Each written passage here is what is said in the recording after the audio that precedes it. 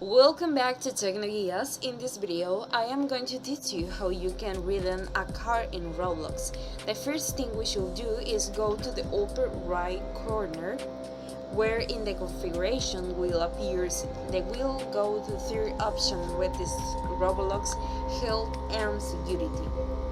Here we can see that the help center appears in the first option, and this way we can find a quick answers and questions appears.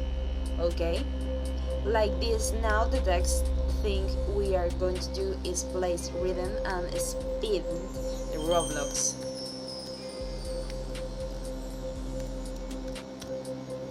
Okay, we can see the first option, and we can see the first link appears. Press in and will take us to another interface where we can enter the code and redeem the Roblox card. Very easy and very simple.